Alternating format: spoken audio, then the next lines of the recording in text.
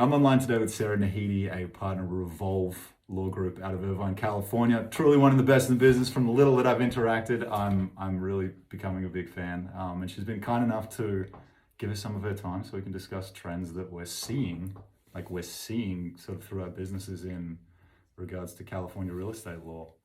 I have a handful of questions. I know that it'll probably be pretty valuable for my clients and obviously as well as for people that follow you. So if you don't mind, we'd love to buzz through a few of them. I would love that. Thank you so much for having me today. It's an honor to be here with you and be doing this. I'm excited. It's cool. It's a really cool way to build some just new relationships. We don't have to be physically next to each other anymore, and I think there's real value in that, which is cool. Cool. Obviously, the market has drastically shifted these past couple of months, and we're seeing a lot of deals sort of get cancelled right at the 11th hour. Are you seeing more sellers force a sale because buyers are backing out, or is it the other way around and you're sort of seeing buyers force sellers to close? And I guess the overall question there is like, how do you protect against the risk of that in the market that we're in right now? So those are all really great questions, and I'm definitely seeing more people try to cancel a deal. Yeah. Right now, I have a few sellers I'm representing who, wanted to capitalize on the market and get the best price possible and put their house up for listing, and then didn't think through, hey, where am I going to move to? They didn't secure a new place to live and didn't realize things were going to happen so quickly. So I've got a few sellers trying to back out now, way past the point of contingency removal. So when that happens, the buyer has the right to sue the seller for something called specific performance. So that's asking the court to force the sale of the property. And that happens frequently, and I'm handling a few cases like that right now. But if I'm a seller, the best way to prevent that is, number one, you need to know where you're moving to. You need to be prepared. Okay, you're selling your house. You need to secure a new place to live. And you have to have all your ducks lined up. Otherwise, you end up in this situation.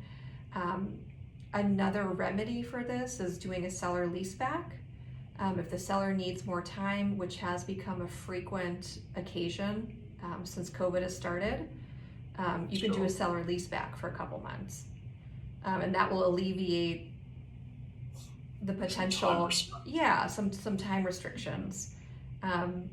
But do your due diligence, number one, and be really careful when you remove contingencies. Yeah, for sure, of course. And it's interesting from my side of the thing, from the perspective, I guess, is a contingency removal is the thing we sort of race towards. And usually the sooner you get there, the better it is. But I think, as you just mentioned, like you have to be conscious of every single way that this could go wrong for you at the same time. Absolutely. And we're seeing buyers get shy and try to cancel deals as well. And again, if you're a buyer and you're past the point of contingencies, your risk is that you lose your earnest money deposit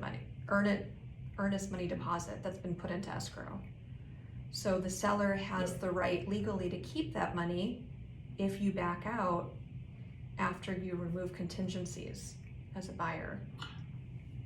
And a carry on to that question, obviously, I can imagine, it's never happened to me personally, but I've heard enough about it where people get into the deal and remove their contingency and then still want to pull out.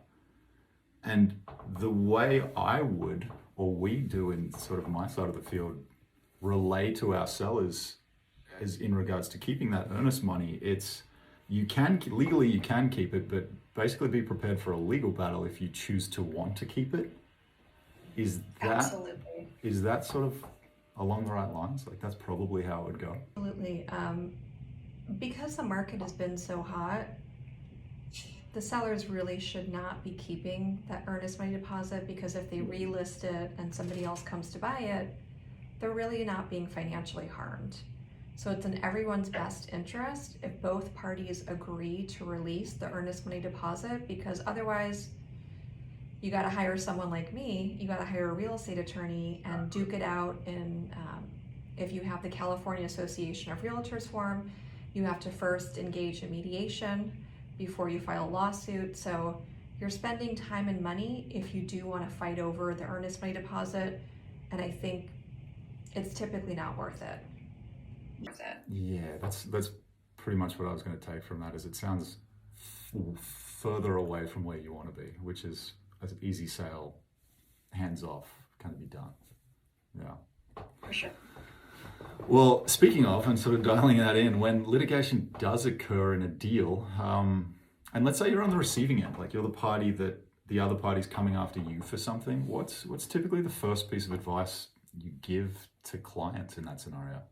When somebody is pursuing you for litigation? Yeah.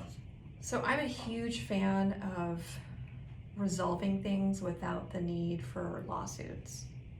Absolutely. So if and when there becomes a dispute about the terms of the contract, your best bet is to first engage in informal resolution, typically through your agents. Your agent is supposed to be, having your back and having your best interests at heart. So if there's something that you don't agree with the other party about, I would say first try to work it out through the agents. If that doesn't work and you've signed a California Association of Realtors form, you must engage in mediation before you file a lawsuit. And the significance of that is that it's required under the contract. So if you go straight away into litigation, you risk not being able to get your attorney's fees back. Interesting. Okay. And it's just better to try to resolve the dispute before you have to go into court and spend the money to file the lawsuit and, engage in that preparation for battle, if you will. Ship actually jumping over to sort of something really relevant now, which is tenant landlord law and sort of the legal landscape in California over the past few years, especially San Francisco and LA, has really shifted to heavily favor the tenants. And I know a lot of landlords have been left high and dry. So where are we currently with the eviction moratorium? I know it's city specific, but just sort of a general overview. Like what's on the horizon? County right now has a complete moratorium. So a landlord cannot evict a tenant under any circumstance. There's a very small exception. If the seller decides to if the owner decides to move back into the property themselves or a family member, but generally there's a pause completely, and that is till at least 2023.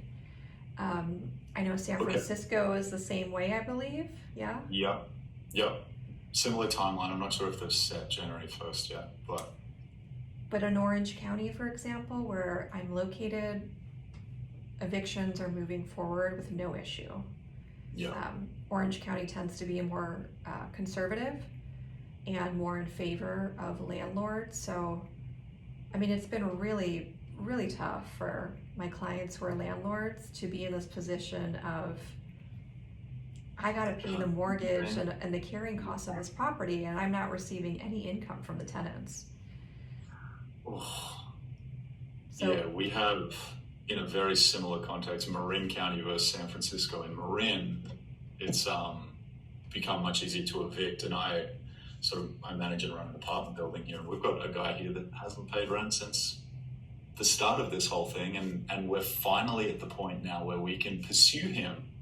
We can't necessarily get it, but we can pursue him for the back rent, $100K that he owes, type thing, and that's insane. We couldn't do anything about it until 2 months ago, a month and a half ago. And the government of California, they were given a lot of money from the federal government to help tenants pay back and pay their landlords for unpaid rent up to 80%. But of course, anything with the government, it wasn't done as ideally as possible. What I believe should have happened was the money goes directly from the government to the landlords. But Absolutely. instead, the money was coming to the tenants, and then the tenants were paying the landlord. So You're choosing not to pay the landlord, clearly. there was quite a bit of fraud going on. Oh, interesting. So yeah, the government didn't do a great job with that, but they had a huge pool of money, and they were offering landlords 80% of back rent owed by tenants if they didn't pursue the eviction against the tenant. So you could have either or. You could legally pursue an eviction through the courts, or you could engage in this application process to get money from the government for unpaid rent, but you couldn't do both.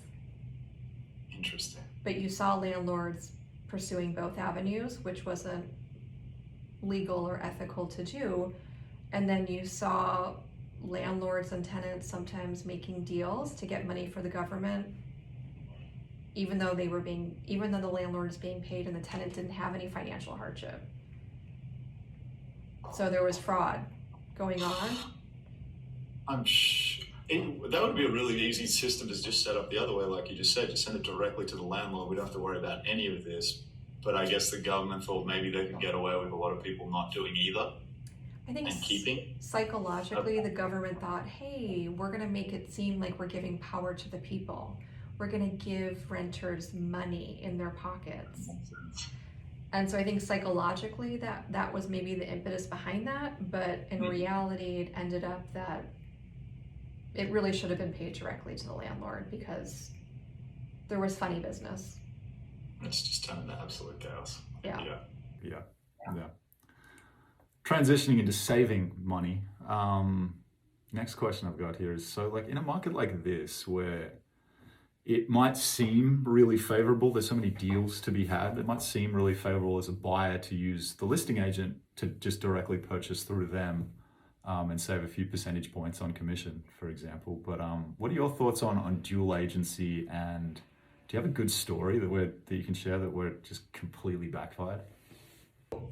In California, it's not against the law to do dual agency, and it's common, and it became more common during COVID because, like you said, people thought, hey, I'm going to get a better deal. I'm going to work directly with the listing agent. The seller saves, some money on paying out the commissions and closing costs. But the issue is that it's a conflict of interest, because if I'm a seller, I'm trying to get the highest price possible for my property. But if I'm the buyer, I'm trying to get the best deal possible, which means the lowest price possible for that piece of property.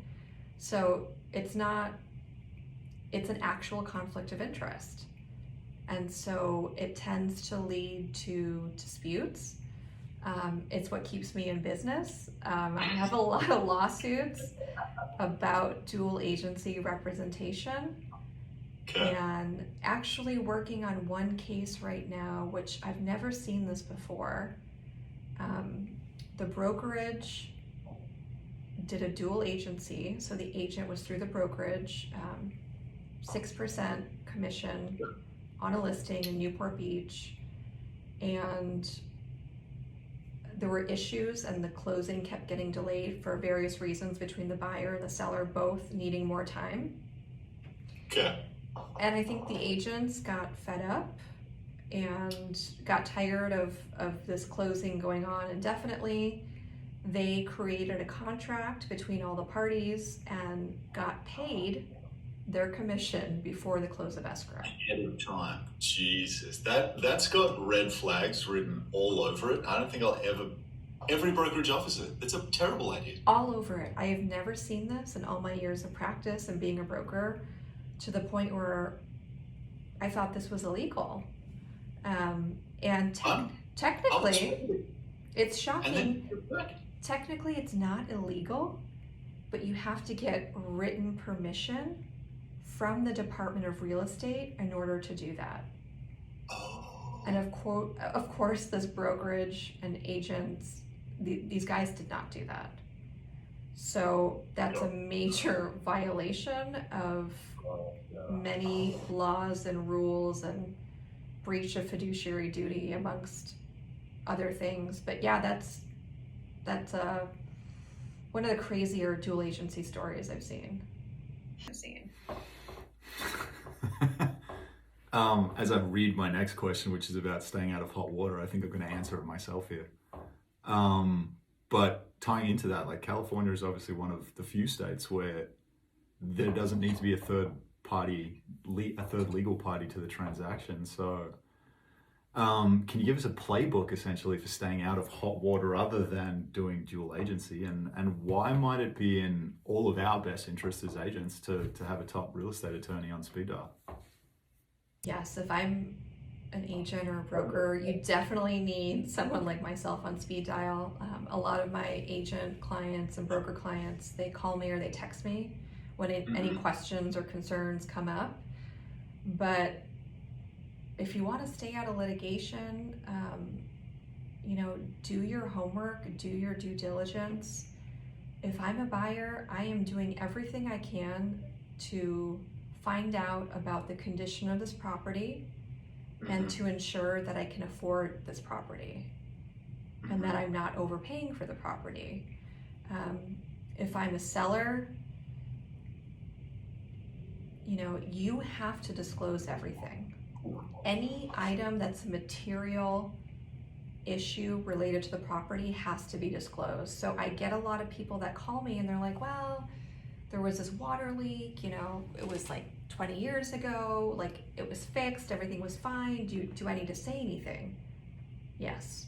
Yes, absolutely. When in doubt, over disclose. If you know something about a property and you don't tell it, that's either negligence or intent to defraud. Yeah. So be transparent, be honest, be ethical, and do right by everyone who's a party to the transaction. Well, I appreciate you. This has been insightful. I've actually learned a lot from this call. So I will make sure that your email, your phone number, and your website is plugged below this video wherever it lives after this. But Sarah, thanks for your time. Thank you so much, Jim. I really appreciated you having me with you today, and I look forward to helping your clients in the future and hopefully keeping them out of hot water.